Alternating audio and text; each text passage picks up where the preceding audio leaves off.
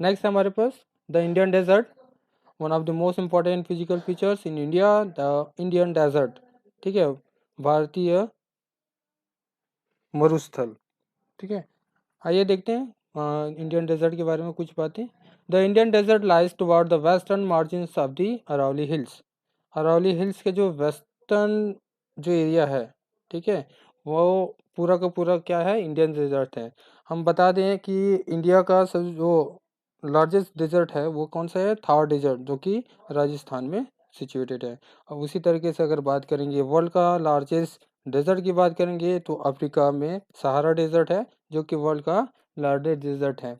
अगर हम बात करेंगे एशिया की बात करेंगे, एशिया में जो लार्जेस्ट डेजर्ट है वो है गोबी मरुस्थल, गोबी डेजर्ट, जो कि मलेशिया में अ, गोबी डेजर्ट, ठीक, मलेशिया में क्या है, सिचुएटेड है। ठीक है, it is an undulating sandy plains covered with the sand dunes. This region receive very low rainfall below 150 millimetre years.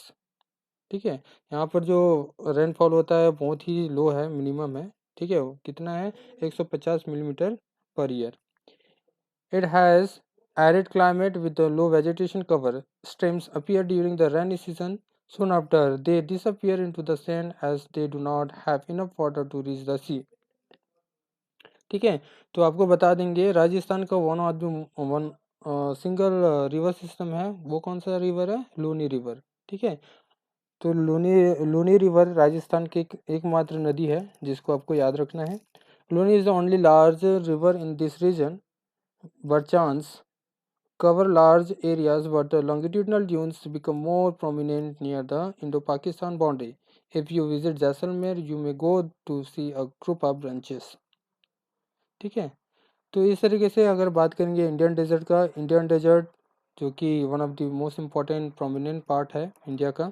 ठीक है, जो राजस्थान में, अगर हम बात करेंगे इंडियन डेजर्ट में, अगर हम बात करेंगे लैक की बात करेंगे, ठीक है, झीलों की बात करेंगे, तो यहाँ पर दो मोस्ट प्रोमिनेंट आपको लैक दिखाई पड़ेंगे या पाए जाते हैं। जैसा कि सॉल्ट लेक में अगर बात करेंगे, Sambhar lake, Didwana lake, one of the most important prominent lake. Okay, next है द कोस्टल प्लेन्स, समुद्र तटीय मैदान कहा जाता है। The peninsular plate is flanked by stretch of narrow coastal strips running along the Arabian sea on the west and the bay of Bengal on the east. ठीक है, तो पेनिनसुलर प्लेटू के साथ साथ जो नैरो कोस्टल स्ट्रिप्स है उसको हम कहते हैं कोस्टल प्लेन्स, जो कि अरेबियन सी के अलॉन्ग साइड में वेस्ट में है और जो कि बंगाल में ईस्टर्न पार्ट पे है। ठीक है, the western quotes sandwiched between the Western Ghats and the Arabian Sea is a narrow plain. It consists of three sections. The northern part of the coast is called the Konkan, Mumbai, Goa. The central stretch is called the Kannada Plains, while the southern stretch is referred to as the Malabar Coast. तो आपको जैसे पहले ही बताया है, ठीक है, यहाँ पर आपको दिख रहा है कोंकण कोस्ट, मालाबार कोस्ट, ठीक है, कन्नड़ कोस्ट, ये सभी क्या है, हमारा वेस्टर्न घाट और ईस्टर्न घाट का ही एक पार्ट है। ठीक है, जो कि कोस्टल प्लेन्स के अंतर्गत आते हैं। The plains along the Bay of Bengal are wide and level. In the northern part, it is referred to as the Northern Circle, while the southern part it is known as the Coromandel Coast. Large rivers such as the Mahanadi, the Godavari, the Krishna, and the Kaveri have formed extensive delta on this coast. Lake Chilka is an important feature along the eastern coast. ठीक है, तो ये जो eastern part है, अगर बात करेंगे कौन सा ईस्टर्न पार्ट की बात करेंगे, ठीक है, ये जो कोरोमंडल कोस्ट आपको दिखाई दे रहा है, कोरोमंडल कोस्ट में यहाँ पर आगे चले जाएंगे, यहाँ पर एक उड़ीसा के पास एक छोटा सा इरोडेड एरिया है, वो क्या है, चिल्का लेक है, जो कि मोस्ट इम्पॉर्टेंट लेगून लेक है इंडिया का। ठीक है, और इस तरीके से अगर हम बात करेंगे तो इंडिया में बहुत सारे लेक भी हैं, बहुत सारे प्लान्स हैं, हिल्स हैं। ठीक है, तो महानदी रिवर और गोदावरी, कृष्णा, कावेरी, ये जो वो एरिया रिवर सिस्टम है, ये इंडिया में बहुत सारे डेल्टा फॉर्म करते हैं। ठीक है, these are coastal plains. On this map diagram you see that in the eastern part and the western part there is a different types of coast situated. In the western part there is a Concord coastline of the submergence and Malabar coast. Okay, these are the most important two prominent coasts in the western part. In the eastern part there is a Utkal coast, Andhra coast and Coromandel coast. Okay. Next, the island group of the India. Island group of India, अगर India के islands की बात करेंगे, द्वीपों की बात करेंगे, तो इंडिया में बहुत सारे आइलैंड्स ग्रुप हैं. ठीक है. मोस्ट इंपॉर्टेंट प्रोमिनेंट की अगर बात करेंगे, on the bay of Bengals the island groups, that is the most important Andaman and Nicobar island groups. And in Arabian sea there is a Lakshadweep and Maldives and Minicoy dweep. ठीक है. This are the two most important island groups of the India. And this is the last topic of our second chapter. Okay, the islands. So, locate the Lakshadweep Islands group lying close to the Malabar coast of the Kerala. This group of islands is composed of small coral islands. Earlier they were known as Lakshadweep, Minikai and Amindiu. In 1973 this were named as a Lakshadweep. ठीक है. अगर हम बात करेंगे लक्षद्वीप जो कि Arabian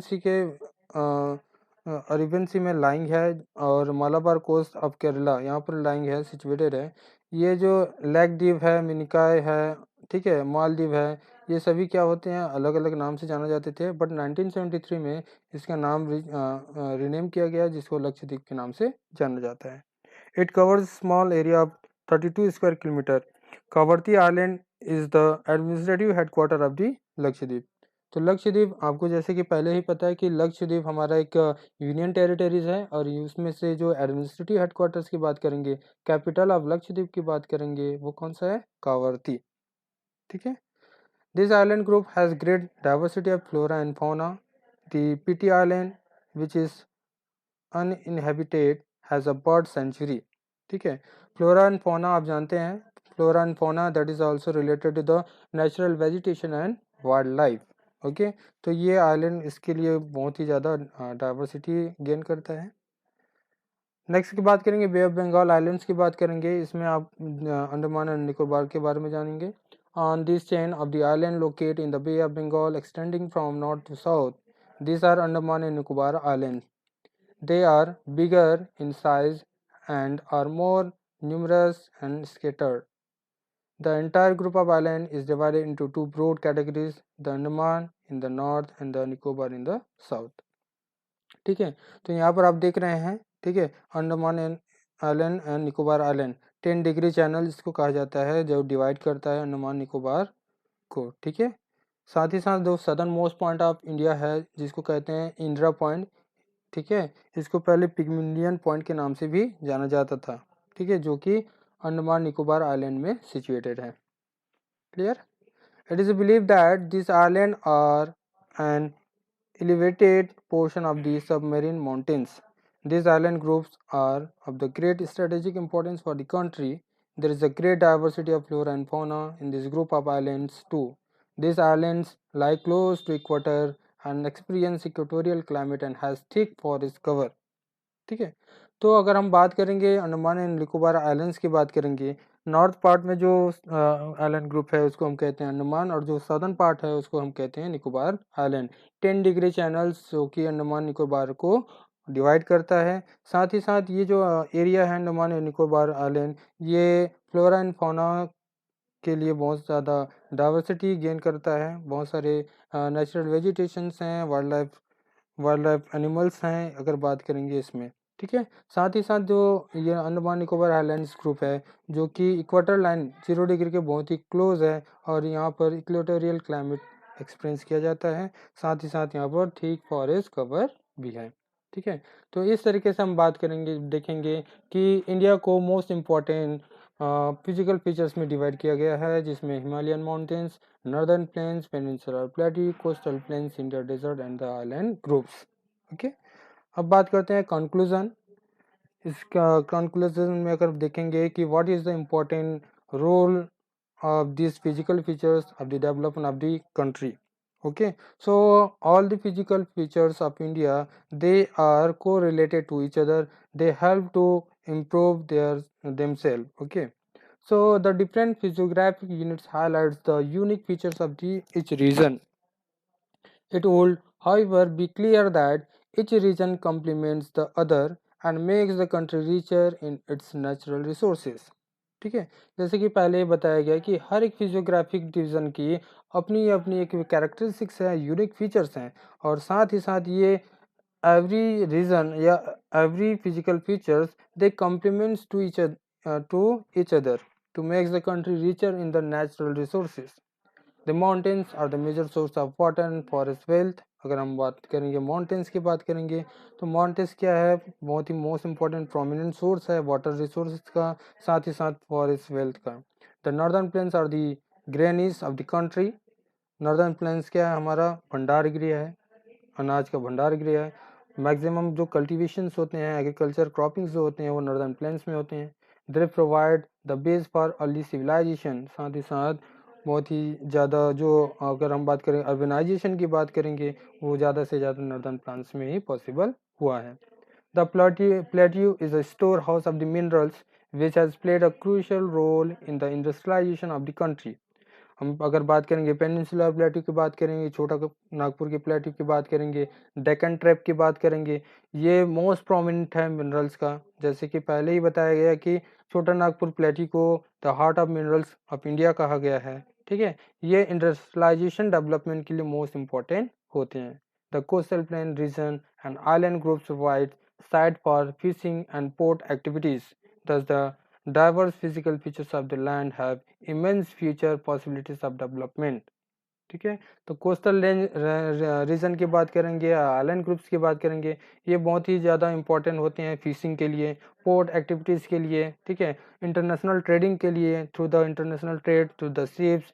साथ ही साथ जो different types of physical features की बात करेंगे, ये इस तरीके से एक दूसरे के साथ क्या करते हैं, को रिलेट करते हैं, एक दूसरे को कॉम्प्लीमेंट्स करते हैं, और इस तरीके से ये हमको पता है कि यहाँ पर इमेंस फ्यूचर पॉसिबिलिटीज़ है डेवलपमेंट के लिए.